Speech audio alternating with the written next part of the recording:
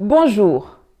Il faut qu'un ambassadeur européen s'y fasse tuer pour que, tout à coup, soudain, brusquement, le reste du monde se souvienne que le Kivu subit une guerre meurtrière depuis des années. Pourtant, la mort est quotidienne dans cette région. Des civils sont tués par centaines, des femmes violées, saccagées, des enfants enlevés et mis en esclavage. Les chiffres sont énormes. Les hommes, les femmes, les enfants meurent à une cadence que même des concepteurs de jeux vidéo n'auraient pas osé imaginer. L'est de la RDC, composé du Nord Kivu, du Sud Kivu, de l'Ituri et du parc national des Virunga, est un territoire où des milices armées financées par les États voisins, notamment le Burundi, l'Ouganda et le Rwanda, sèment la mort, la violence et la désolation pour s'approprier des richesses du sol et surtout du sous-sol. C'est ainsi qu'un pays comme le Rwanda peut se retrouver premier exportateur de coltan alors que la grande majorité des réserves mondiales de ce minerai se trouvent en RDC. Un peu comme le Burkina Faso s'était retrouvé grand exportateur de cacao au temps où la rébellion de Guillaume Soro avait coupé en deux la Côte d'Ivoire, premier pays producteur. Lors d'un recensement effectué récemment, on a compté 122 différents groupes armés à l'est du pays. 122.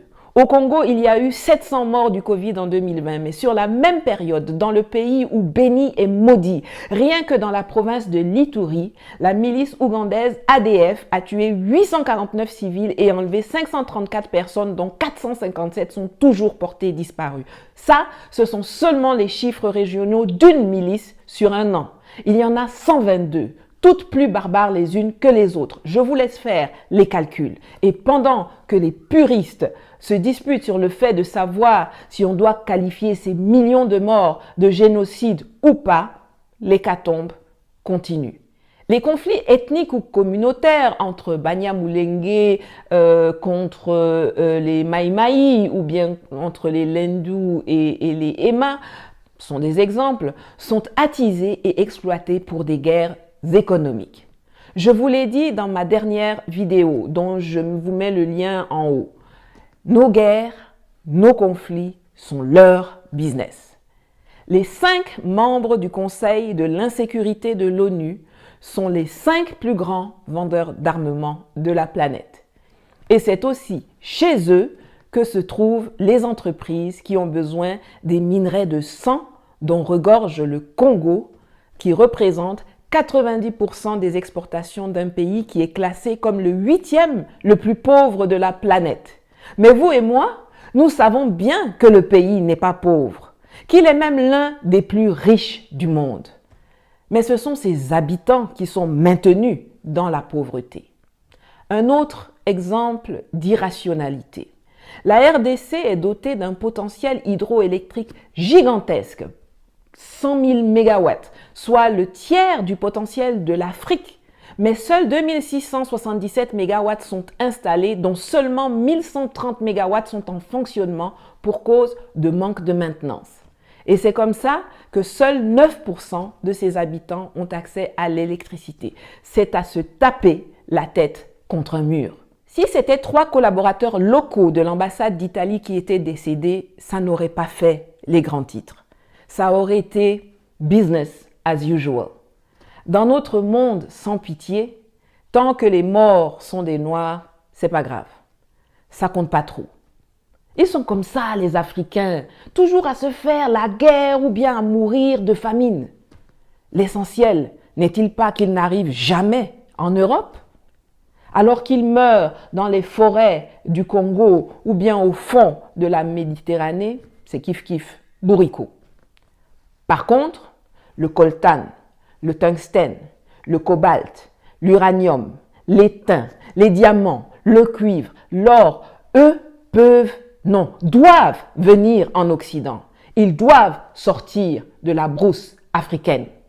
Car on en a besoin pour la fabrication des smartphones, des ordinateurs portables, des caméras, de l'électronique, des voitures électriques, des missiles nucléaires et aéronautiques, dans la métallurgie.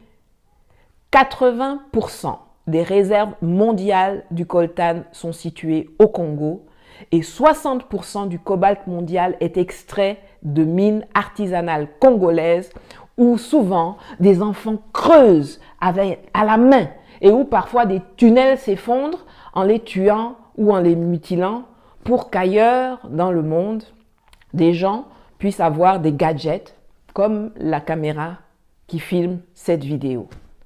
La différence, c'est que certains sont conscients du sang qui coule sur les mains de Apple, Google, Tesla, Samsung, Bayer, Sony, Huawei et compagnie, et d'autres l'ignorent ou font semblant de l'ignorer.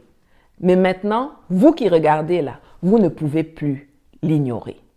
Je sais qu'en Afrique, beaucoup n'aiment pas lire, mais je vous suggère quand même une bande dessinée intitulée « Kivu » que j'avais achetée peu avant mon expulsion, dont je vous mets le lien en commentaire ou dans la boîte de description, qui raconte avec une réalité saisissante la situation dans l'est du Congo et les relations sanglantes qui lient les monsieur propres occidentaux avec les monstres tueurs de la forêt équatoriale.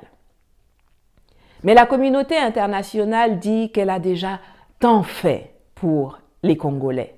Tiens, il y a une opération des Nations Unies, la MONUSCO, qui ne sert pas à grand-chose, sauf à tenir les statistiques macabres des morts qui s'amoncellent. Pourtant, c'est un budget de 1,554 milliard de dollars par an qui est mis à la disposition de 17 000 casques bleus, bien mieux équipés que l'armée congolaise, mais qui n'arrivent pas à faire cesser le bain de sang dont sont en majeure partie victimes les populations civiles, dont la protection constitue quand même le cœur de la mission pour laquelle 14 000 membres du personnel militaire, 660 observateurs militaires et officiers d'état civil, 591 policiers et 1050 membres des unités de police constituées sont implantés depuis 2010.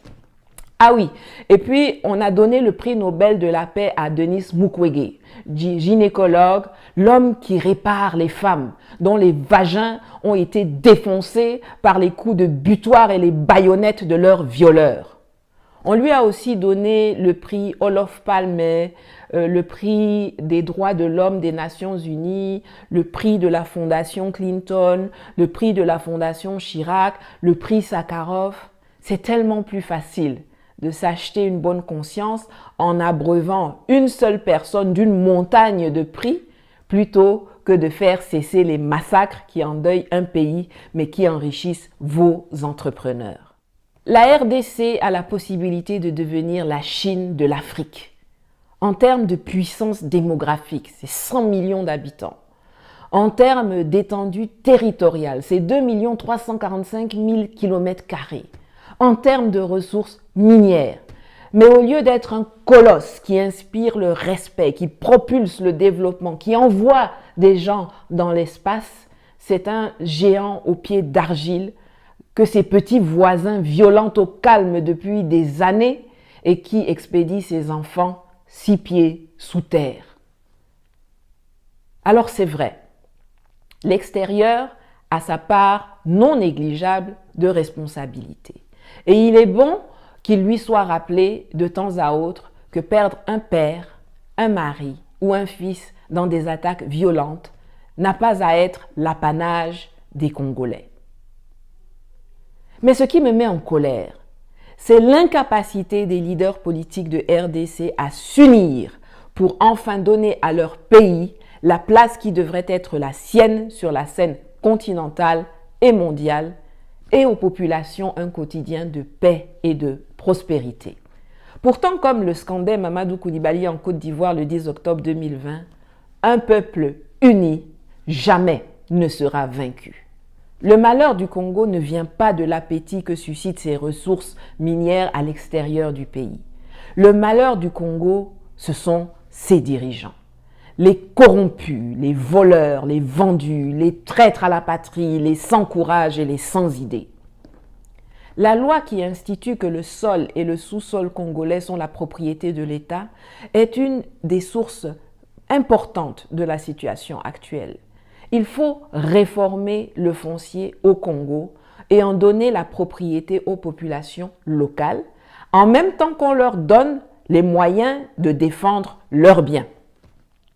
Je mettrai à la fin de cette vidéo le lien d'une de Mamadou Coulibaly qui explique sa proposition de réforme du foncier en Côte d'Ivoire, qui peut être, pourquoi pas, la base d'une réflexion pour le Congo. Nous, Africains, ne pouvons pas faire comme si le Congo, c'est juste les sapeurs et la rumba cadencée. Depuis quelques semaines, c'est le président congolais Félix Tshisekedi qui a pris la tête de l'Union africaine. Cela va être difficile pour lui d'être crédible dans cette fonction si en parallèle, la situation n'évolue pas positivement dans son propre pays.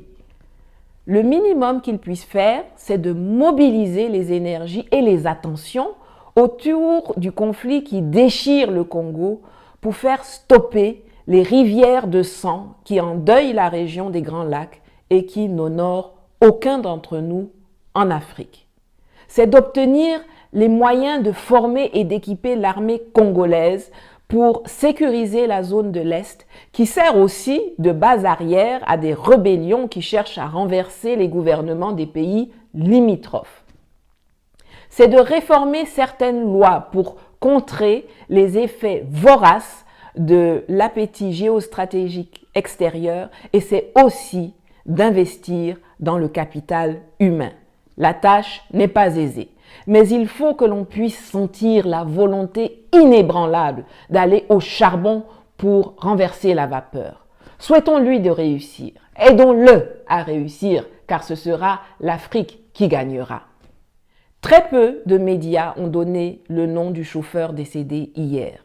Il s'appelait Milambo Mustapha. Je présente mon yako à ses proches et aux centaines de milliers de familles qui ont perdu des membres dans cette guerre sans fin du Kivu et du Congo.